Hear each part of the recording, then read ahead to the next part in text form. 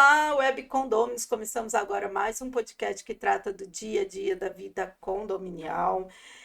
Hoje o nosso assunto é assim: você já teve a sensação no seu condomínio de que aquelas regras que o síndico vive falando que existe já tá meio arcaica? Sabe? Você fala assim, meu, quando é que inventaram essa regra?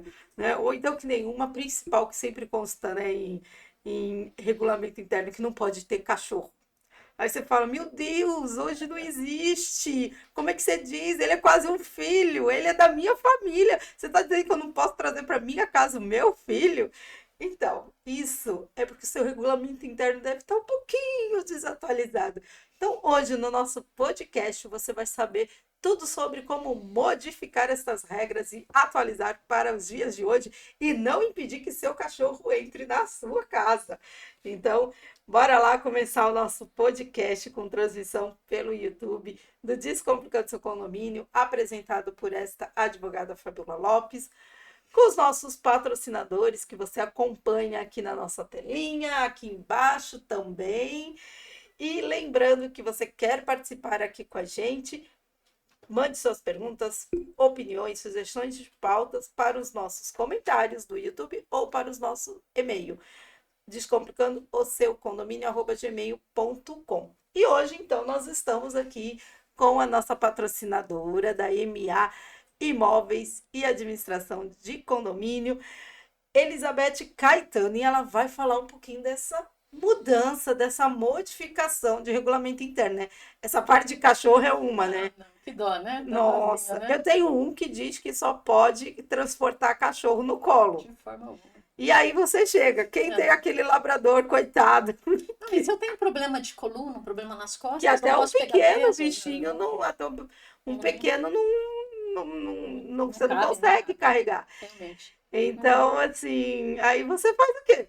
É, como nós falamos nas nossas edições anteriores, quando a gente compra um condomínio, a gente tem que se atentar a essas leis, né, essas regras que regem o condomínio e que nós somos obrigados, a partir do momento que adquirimos um apartamento, a vivê-las também, né? Obedecer, né? Exatamente. Cumprir, obedecer, né? Porque a gente compra o ônus e o bônus, né? Quando você compra um apartamento, né?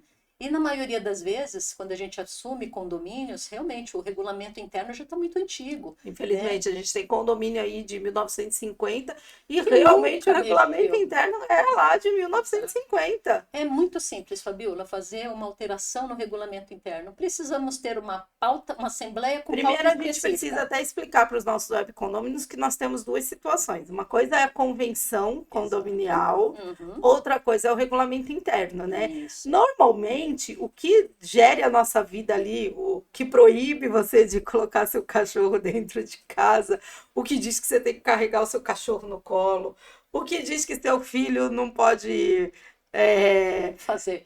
barulho, né? Quer dizer, como se você vai amarrar a criança. Eu já vi regulamento dizendo que criança não pode fazer barulho. Imagina. Então, assim, você ia fazer o quê? Vai amarrar a criança no quarto e ainda botar, né? Uma Uma fita fita, né? para ele não fazer barulho.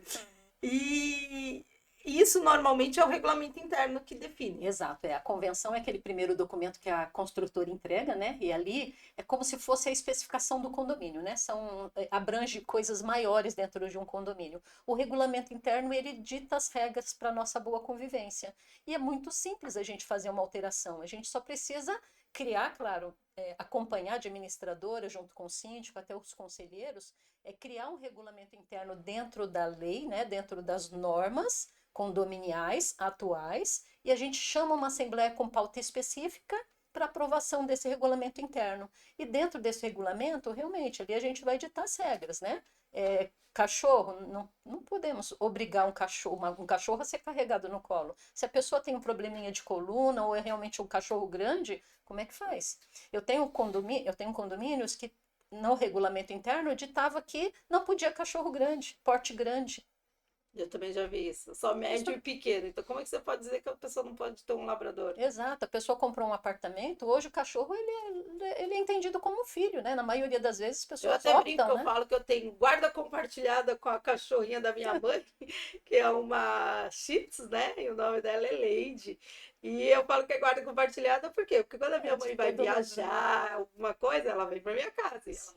tá totalmente ambientada na minha casa. Uhum. Mas quando a minha mãe, na verdade é da minha mãe ela. Então, Uhum. assim, a gente só dá o apoio, Sim. porque quando precisa viajar, quando exatamente algumas situações específicas, então ela vai lá.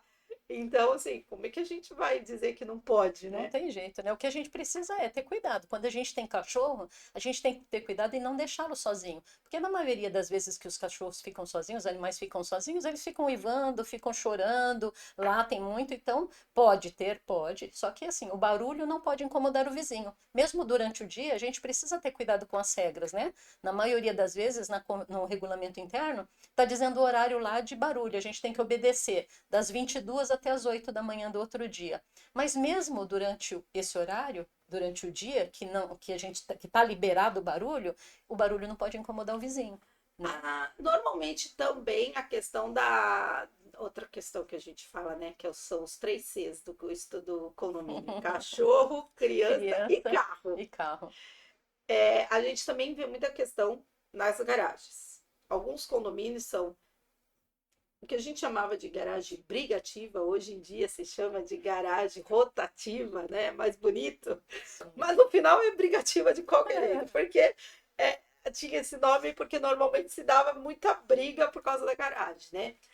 E alguns condomínios, eles têm vaga para todos, né? sim. Mas como são vagas, algumas são ruins de estacionar, outras são melhores, então eles fazem aquela questão de rodízio. Isso está no regulamento interno, como é que vai ser distribuída essa Sim, ele vaga? tem que estar previsto no regulamento interno. Mesmo porque, como você disse, as vagas elas são coletivas. Tem muitos prédios que são privativas, né? Você coloca lá o carro e fica ali e não se Normalmente, preocupa. só esclarecendo nossos web condôminos, quando é vaga Privativa, privativa, isso vai estar na sua con- escritura. isso e na convenção Então, tá na determinado, né? convenção e tá na escritura que você tem a vaga privativa, a convenção tá lá escrito, e Exato. normalmente é aquelas vagas, inclusive numerada, que tem o número do seu apartamento naquela vaga, ou pelo menos diz que a sua vaga, o seu apartamento é o 31 e a sua vaga é a 5. Sim. Então vai estar lá aquela vaga vinculada. Isso é quando é a privativa, né? Exato. Coletiva é quando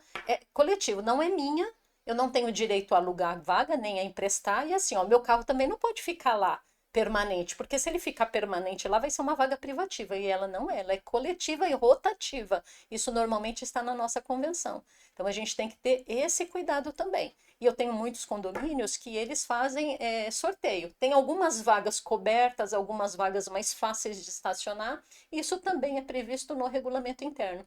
Por isso que quando na aprovação de um regulamento interno, é importante a presença de todos os condôminos para participar das regras, porque ela vai envolver a todos. Então é importantíssimo que participem e sempre com aprovação com pauta específica, porque depois essa assembleia, com pauta específica de regulamento interno, ela vai ser registrada. Então tudo que nós dissermos e registrarmos lá vai virar lei dentro do nosso condomínio. A gente vai ter que obedecer. Agora, é importante a gente colocar aqui que muitas vezes as pessoas até falam assim: mas o que, que adianta? Eu já ouvi isso. O que, que adianta a gente mudar o regulamento interno porque o síndico vai impor o jeito que ele quer?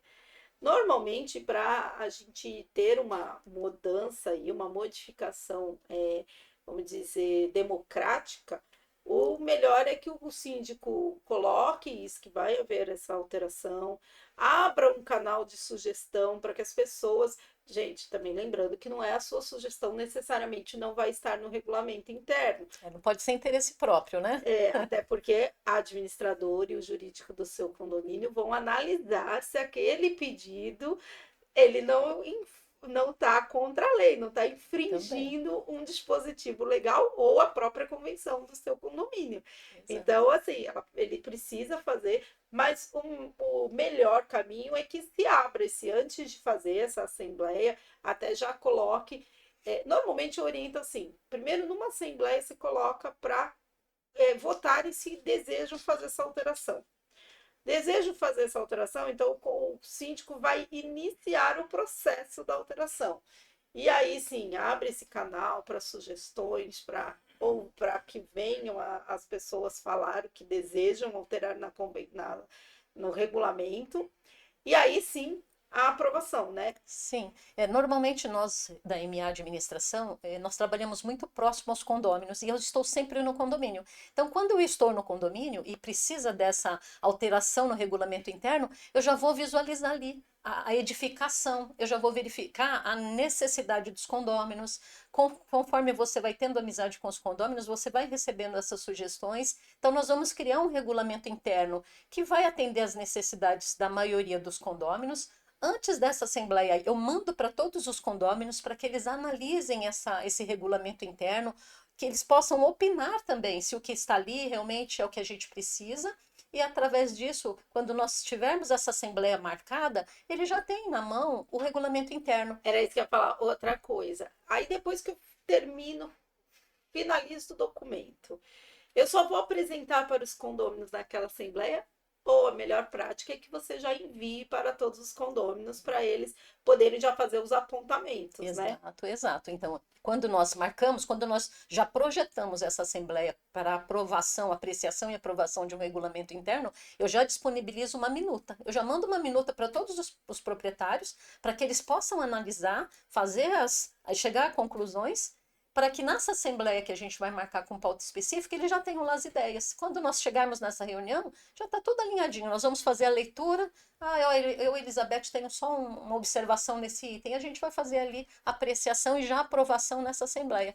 Finalizou a assembleia, essa minuta vai virar uma ata, né? Nós vamos mandar registrar em cartório e aí sim a gente disponibiliza esse documento que virou único, né? Porque nós unificamos ele dentro dessa assembleia. Aí a gente vai disponibilizar para cada proprietário para que todos tenham ciência de tudo que foi aprovado, que virou lei e que tem que seguir. E assim, ó, não seguiu? Primeira advertência, segunda é uma multa.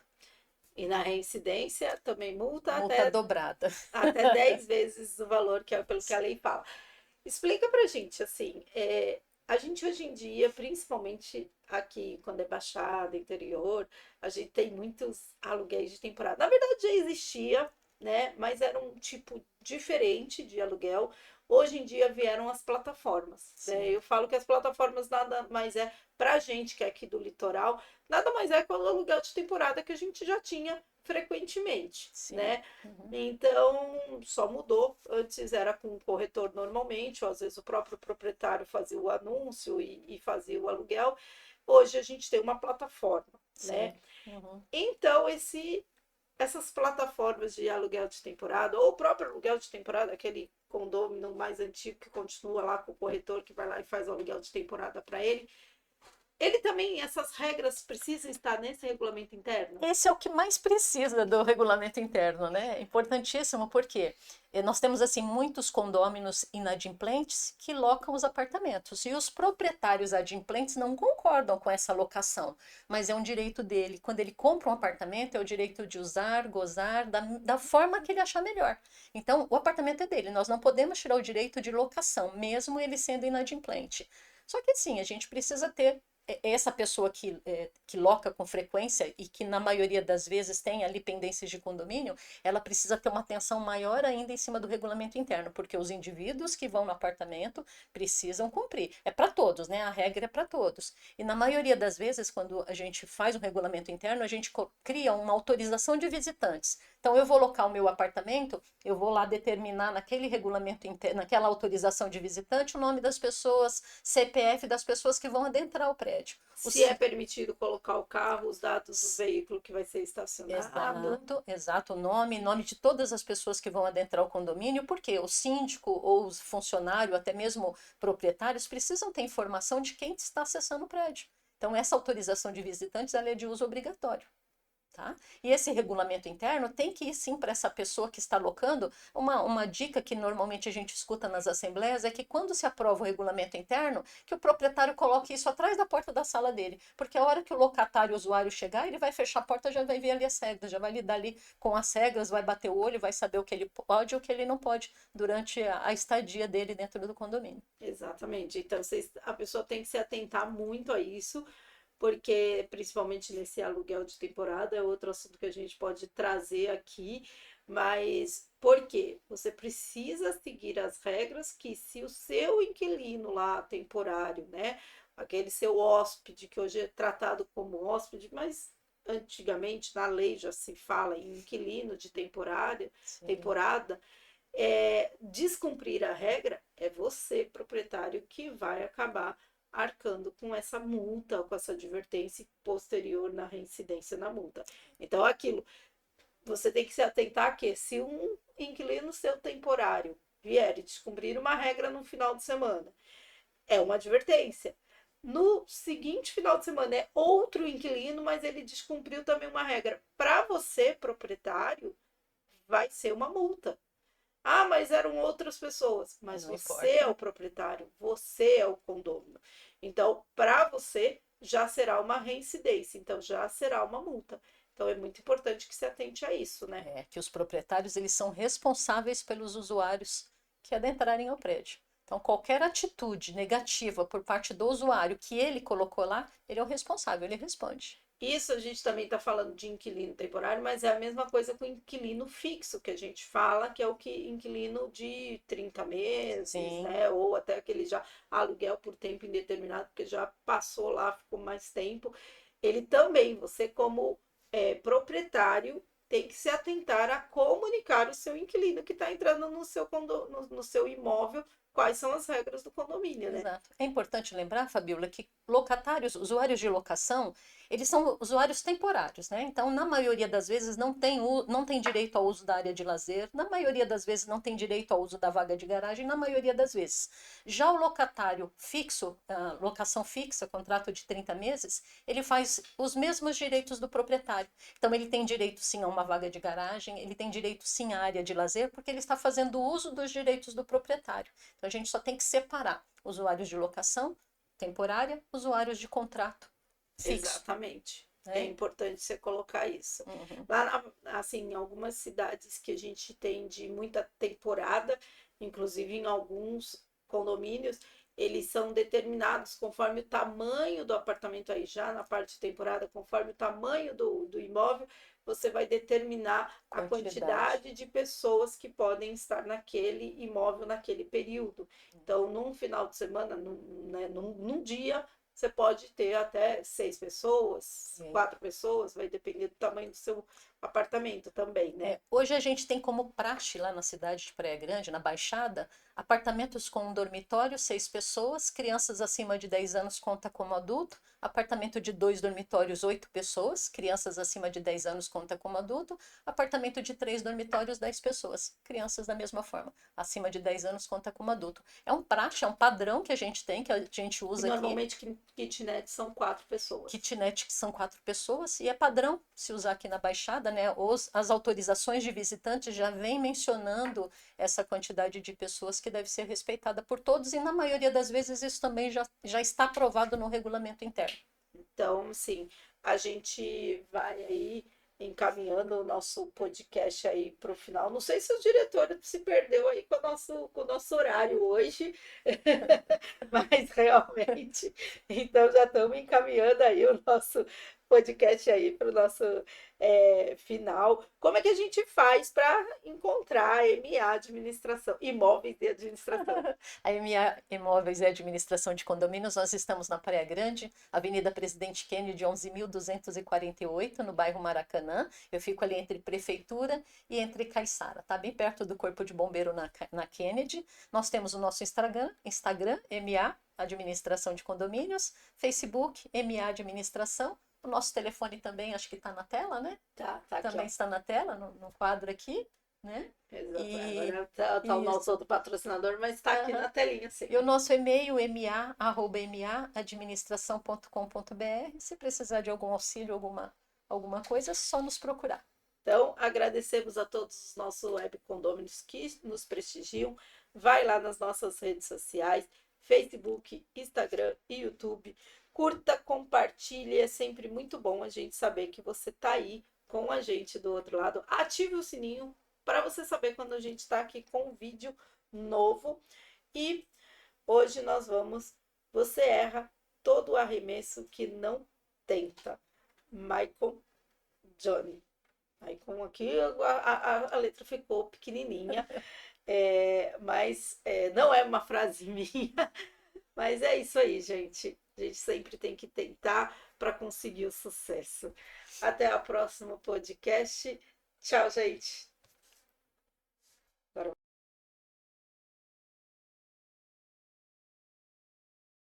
Alvos Serviços, a mais completa empresa de serviços como controlador de acessos, limpeza pós-obra, auxiliar de limpeza, orientação de acesso e estacionamento, portaria e supervisão 24 horas. E-mail contato@grupoalvo7.com.br. Telefones 13 3219 1741 ou no nosso WhatsApp 13 97405 8898. Alvos Serviços.